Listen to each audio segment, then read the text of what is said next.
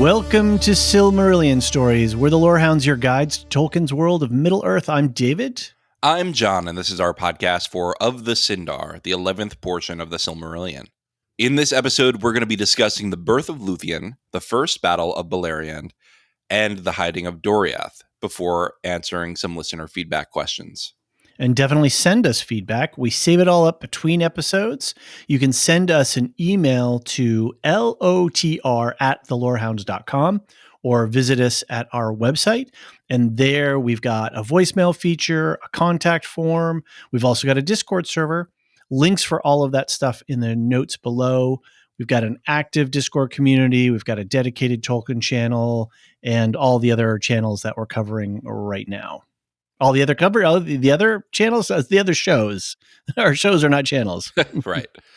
Also, make sure you stick around to the end of the podcast so you can learn about what we're covering on other shows, what our affiliates are covering, like Elysia covering Beacon 23. I can never remember the number attached to it. Beacon 23.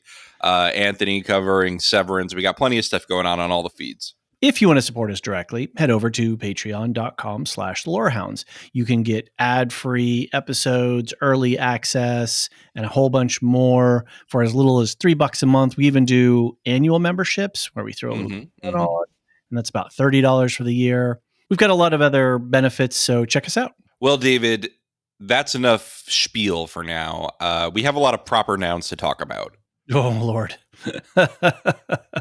Without me giving you any lead in, what's your hot take on this chapter?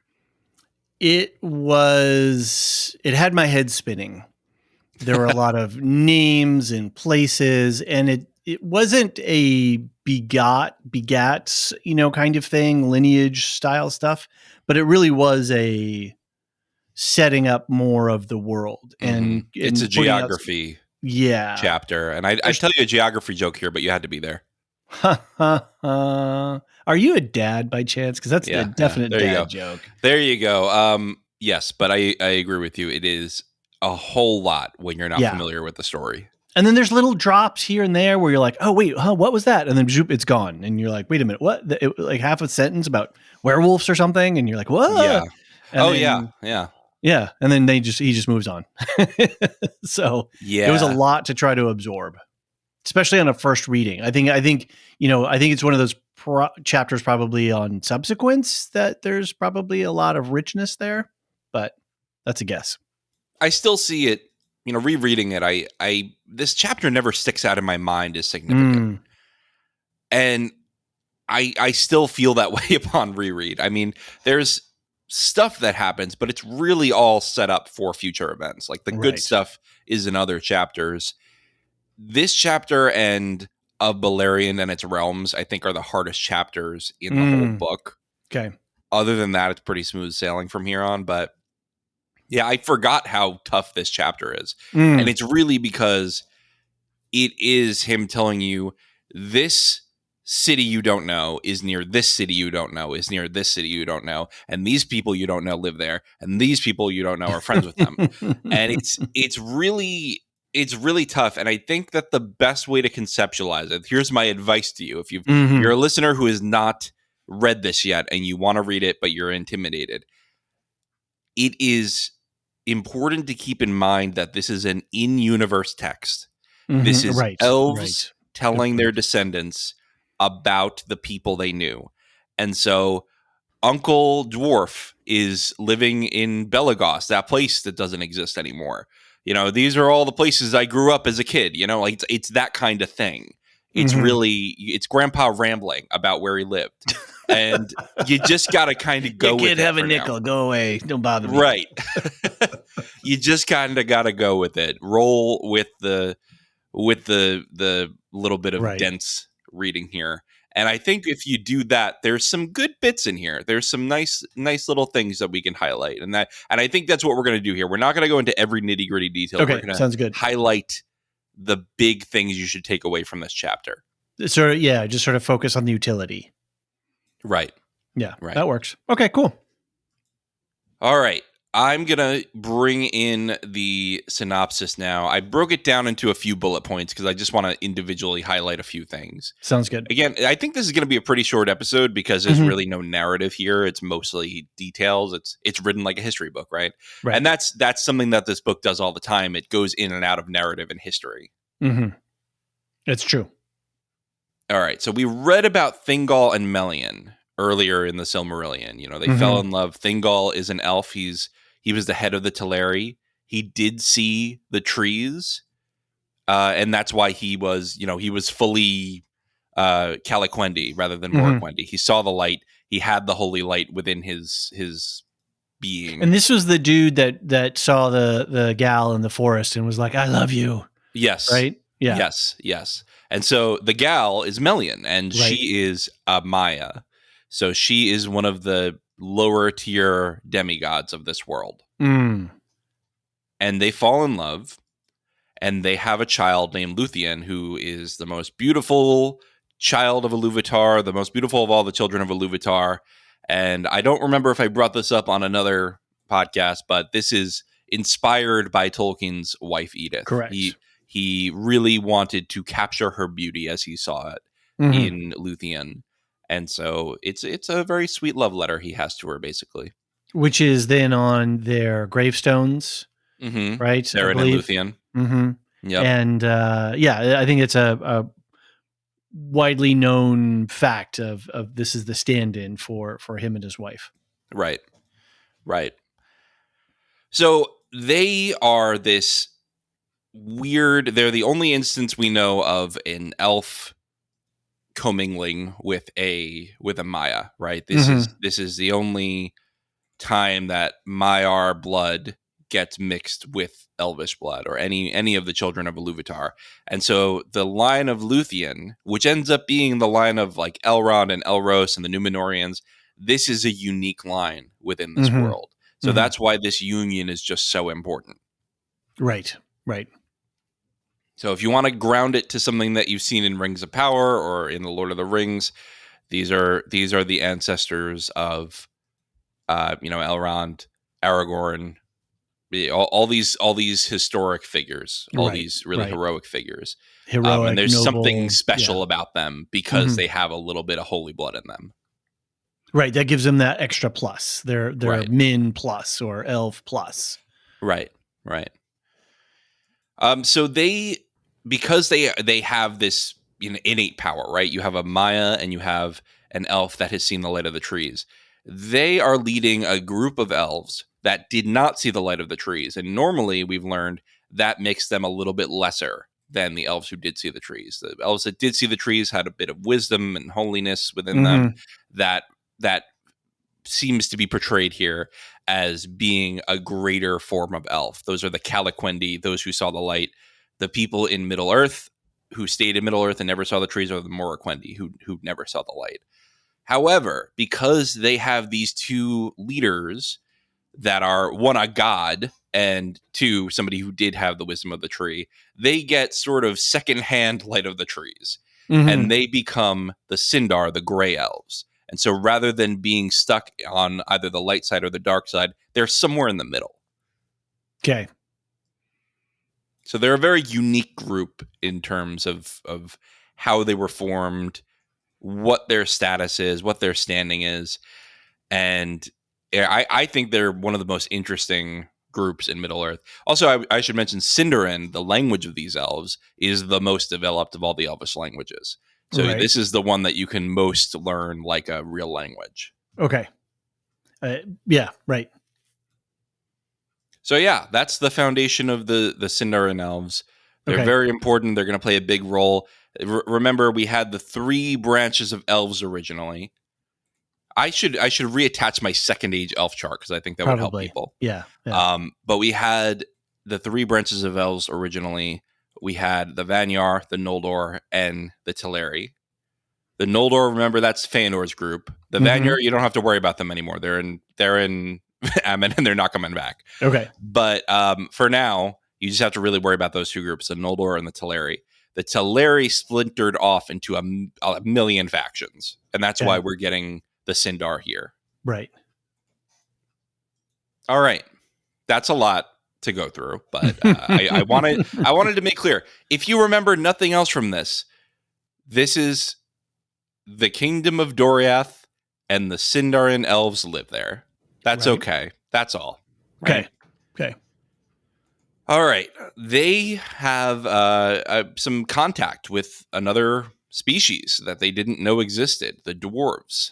They come rolling down the mountains. They come rolling down the mountains. They come across the Eridluin, and they are able to make contact with the elves. They can understand each other, but of course, the dwarves are smart people. They learn the elvish tongue. The elves are like, we're better than that, and they won't learn the dwarvish tongue.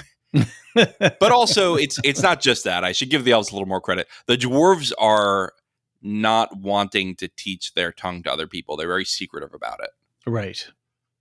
So when Elrond in the Rings of Power speaks Khazad, he speaks Dwarvish. That's a big deal. That really earned the trust of a lot of people in that room. Right, and that's why he's friend. Right. And so that's why we do these studies, is to have more context when we watch something like Rings of Power. And we don't have, beyond the original making of the dwarves, there's basically no history of when they woke up, where they woke up. Very little, I should say. They woke up in the east. I believe they say it in this chapter. They woke up east of the Eridluin. That's the mountain range right there. Mm-hmm. If you pull up, if you are confused right now about where things are, Google Beleriand map, and you can see the whole map. There's plenty of images of it around, and you can pull up. You can't pull up a traditional Middle Earth map because Beleriand doesn't exist at the time of the Lord of the Rings. Right. So keep that in mind. Because it eventually gets subsumed into the ocean. Yeah. Yeah. So this is a region that doesn't exist at the time of the Lord of the Rings. That's why we are talking about a lot of new locations that you wouldn't recognize. In terms of Good Will Hunting, it's not your fault. Well, I'm looking at a map here, so I'm good. Right. So we've got this mountain range that is dividing Beleriand from Eriador, which is the area that most of the Lord of the Rings starts in. Right. All right. We've got that taken care of. We got that covered. So the dwarves come over the mountains, right? And they want to make contact. They have this sort of uneasy relationship with Thingol and his people, but they get some gifts of knowledge from Melian. They're taught some things by the Sindarin. They're taught some things by Thingol and Melian. And they build for Thingol the fortress of Menegroth, which is an underground fortress. And this is a cavernous. This is all caves. Wait, doesn't it mean like the 1,000 caves or something like that? Yes. It was on the tip of my tongue, so thank you for saying it. Yes, it's 1,000 caves. It is this cavernous, fortress that is just for Thingol. Thingol is, of course, the king of Beleriand. He's named himself the king of this region. Mm-hmm. The Noldor and the Vanyar are gone. So we'll see how that comes into play with the power dynamic as Fëanor comes back into the picture. Okay. So the dwarves help him create that fortress. They also stock his armory at his request. I'm mixing different times here because I want to make sure that we keep the peoples together. But just keep in mind, this is all while Melkor is in prison. This is Melkor is chained up. We backed up. Right. We backed up. And he does that sometimes. He kind of layers over these timelines. Yeah. So it's easy to get lost. Like, wait a minute, I thought, yeah. Right. So we've backed up to when Melkor is still imprisoned. And so the dwarves help him sort of prepare for an impending invasion of Melkor if he comes back.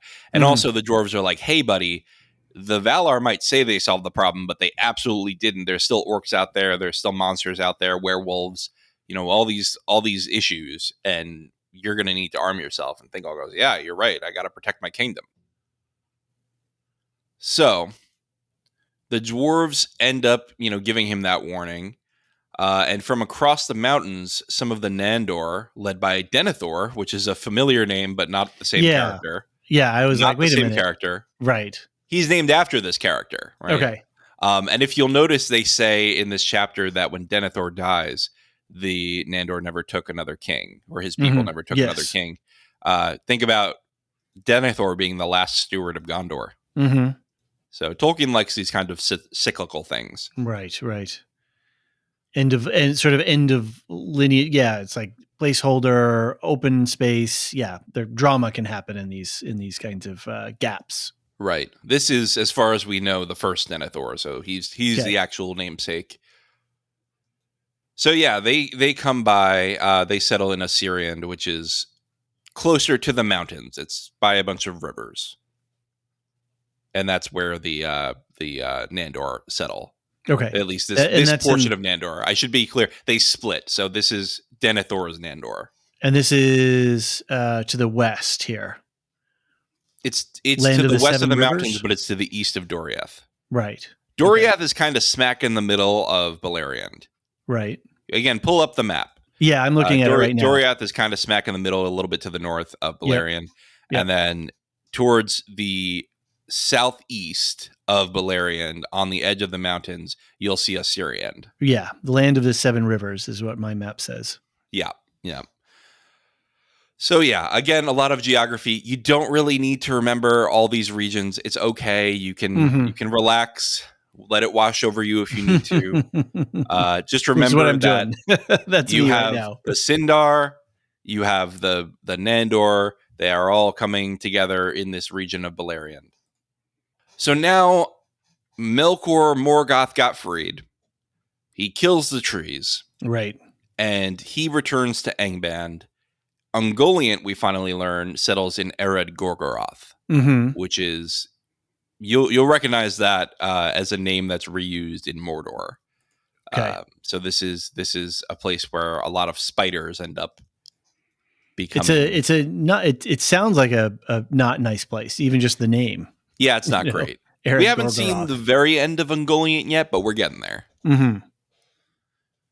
So that's really mostly a footnote, but Melkor is ramping back up. He's like, all right, well, I killed the trees. Now it's time to reclaim power. I've got the Silmarils in my crown, and I'm ready to go to town against the elves because I really don't like those guys. So Melkor Morgoth, whoever you want to call him, he sends an army against Menegroth, the fortress of Thingol, and is fought off by the Sindar, the elves of Denethor, and the dwarves, and Denethor dies, leaving his people to be renamed the Green Elves. Right. Which caught my attention because I always like playing Rangers and, half-elf Rangers in my D&D games. That was like my first character. Right. And so, I was like, oh, Green Elves. Oh, that's interesting. I don't know if it actually translates at all, but. Right. Yeah, so the most important thing here is that this scares Thingol. This makes him go, okay, we got to do something to keep these forces out because obviously we almost died here. I need to protect my people. I'm the king of Beleriand. My fortress needs to be secure. So he goes up to Melian, his wife. He says, hey, babe, I need your help. Please help. And she uses her mystical Maya powers to create what's called the Girdle of Melian. And this is a ring of forest around the kingdom of Doriath that causes confusion to travelers. So it's really like impossible to navigate. Right. And that becomes the greatest defense of Doriath. So this becomes a hidden kingdom. It's basically impossible to find. And that's really when the kingdom gets named Doriath. I've just been calling it that because that's what I know it as. Right. And the last note I'll say is that Fëanor arrives in Middle-earth. So that's your setup for next chapter. Okay. It's kind of 2 chapters from now because next chapter is about the sun and moon. So we're back in Valinor. Okay. He jumps around a lot. Right. Just thinking about the reading and looking at the map, there's so much rich story potential in this. There's so much conflict. There's orcs, there's werewolves, there's spiders, there's a big bad, there's mystical, hidden forest kingdoms, caves for days. This would be a really rich place to play in, be it, a video games or be it role-playing games, or even more stories. Just doing this sort of the thousand voices thing, right? Like, wow, there's a richness into this locality and all of the different forces that are coming and going and meeting each other, first contact between the elves and the dwarves. It's I think you could really get lost in this Beleriand storyline. Yeah. So I think that's part of why people were a little bit cranky about Rings of Power, is that they felt, well, really it's that they felt it's a missed opportunity because the first age has so much more room to play in. And the second age is kind of one small story. The second age is all one chapter of the Silmarillion. Right. And that's the only place that they have to play. And I think a lot of people would really like to see the early first age, like this kind of stuff. But there's a rights issue. They don't have the rights to produce this stuff. So you get what you get when you have the rights, Yeah. And it's a shame because there is such a richness in this time and place. And you've got enough story foundational stones that are laid out with all of these things, but there's still plenty of room to weave narrative between them. So you would have your sort of navigational beacons that you could place yourself in quite easily, but yet still have plenty of room to tell interesting story. Right. Tolkien gives you the outline here. And you could absolutely be a screenwriter and write a really great story around these events.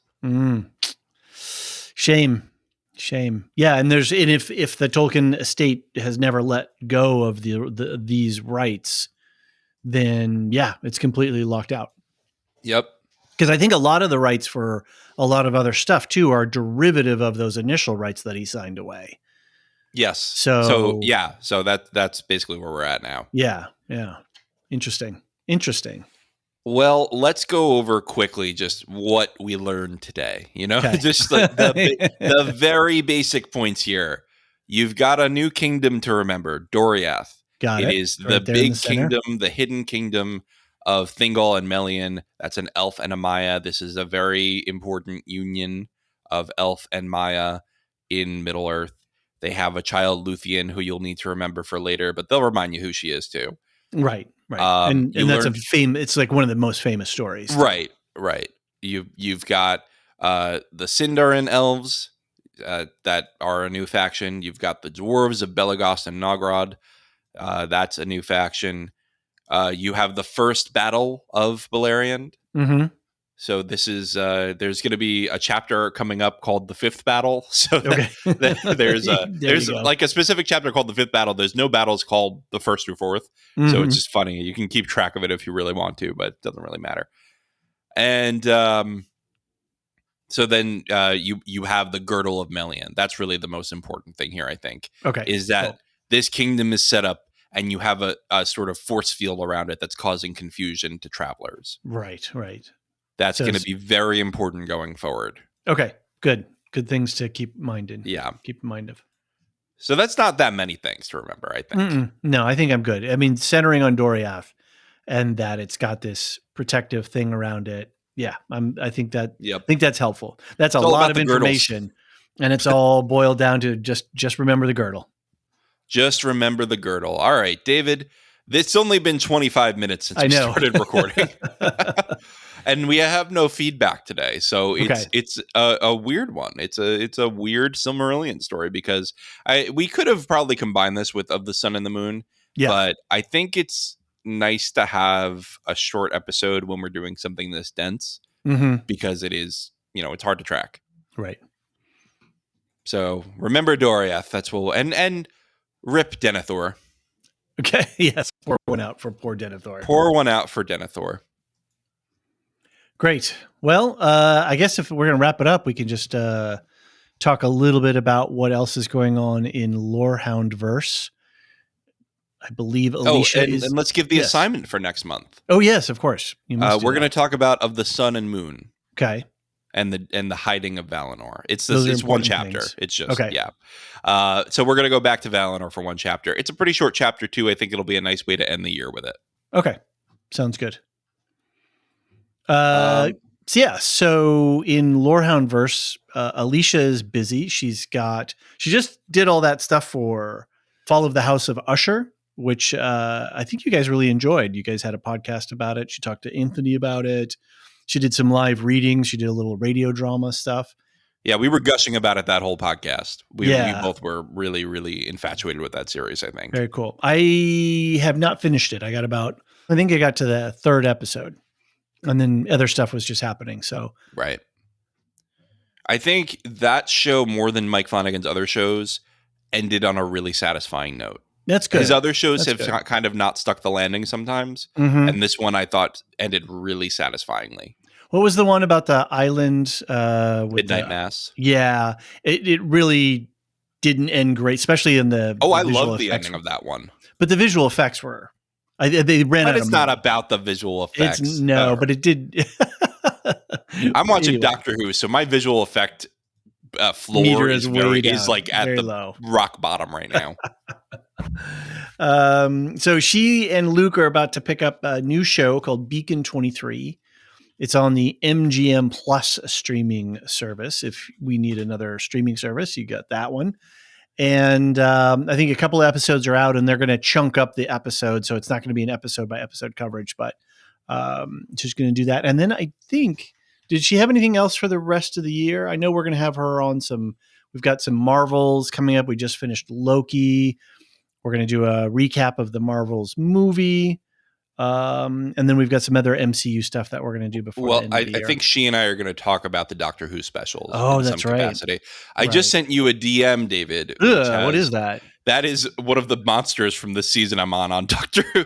Oh, lordy. So bad. So that's my special effects floor. If you want to Google this, it's Lazarus from Doctor Who. That is some bad. Not for the faint of heart. That's some video game. That's like B grade video game. That was in a live action TV show. Oh my Lord. Okay. There you go. All right. Yeah. But Anthony's over doing Severance. Yes. Anthony and Steve are doing Severance. They finished up their season of remake movies, and then we'll post everybody when they're ready with their next round of movie review slate. And then once Severance comes on, Severance season 2, we're expecting it early next year. All four of us, Anthony, Steve, you and I, are going to be doing a week by week, episode by episode coverage. So that's going to be a lot of fun. I'm really looking forward to that. I'm going to call it now. Fall 2024. Ooh, no, I think we're okay, man. Because I heard it sounded pretty good early 2023 from sources. So that would not be great. I don't know. Not with the SAG strike just ending. Yeah, they were close though. So we'll see. We'll see. All right. We'll see. Yeah. What else? There was something else I was going to mention about coverage that we had going on. Oh yeah, the Star Wars Film Festival. Because right after we finish recording tonight, I'm going to go watch the 1977? Was that the holiday special? I doubt it. Oops, I gotta Star Wars holiday special. Let's see. 1978. Okay. Yeah. So I'm going to go watch the 1978 holiday special, and then we're going to be recording that, and that will be our December special edition, Christmas, holiday, whatever, for our Star Wars Film Festival. So it's 98 minutes. It is they long. spent 98 minutes on this. Wait till you see this thing, man. It oh is my God, I gotta watch this riot. tonight. It is a riot. Oh boy. All right. Well, we're covering I think it'll be Solo fun to before talk that. About. Yeah, it's going to be a lot of fun. We're covering Solo before that. And I don't know. What else do we got? That's all for now. I think so. We got plenty going on, but you all know where to find us. All right. Patreon shout outs quickly. Sure. Yes. We have a Patreon. Join it. We sure do. We'd love to have your support. And one of the things, if you're a lore master, which is our top tier, you get a shout out on every podcast. So Samartian, Cyrus, Mark H, Michael G, Michelle E, David W, Brian P, Nick W, SC, Peter OH, Bettina W, Adam S, Nancy M, Lavinia T, Duve 71, Brian 8063, Frederick H, Sarah L, Gareth C, Eric F, Matthew M, Sarah M, DJ Miwa, Andra B, Kwang Yu, Laura G, Deadeye Jedi Bob, Nathan T, Alex V, Aaron T, Sub-Zero, Aaron K, and last but not least, Adrian, who will always forever be last in our list of lore masters by special request. Yeah. Thank you all so very much for your support. Thank you to all our patrons and everyone who does give us a listen. We really appreciate it a lot. And we have a lot of fun. I think we did a 2-hour, 45-minute second breakfast last night we recorded. So plenty of content in the Patreon feed. Yes, very, very fun. And we're working on, for patrons, we're going to be doing a end of year ranking system. We've got some folks on the Discord who are going to put together a top 10 lists. So anyone who's a patron subscriber can put in their top 10 movies of the year, and we're going to get a community ranking going. And we've got some other stuff on the way. So good stuff. All right, David. Next month, we're reading Of the Sun and Moon and the Hiding of Valinor. And I'm excited because we're getting into the meat of it. Okay. I'm looking forward to it. See you then. The Lorehounds podcast is produced and published by the Lorehounds. You can send questions and feedback and voicemails at thelorehounds.com/contact. Get early and ad-free access to all Lorehounds podcasts at patreon.com/thelorehounds. Any opinions stated are ours personally and do not reflect the opinion of or belong to any employers or other entities. Thanks for listening.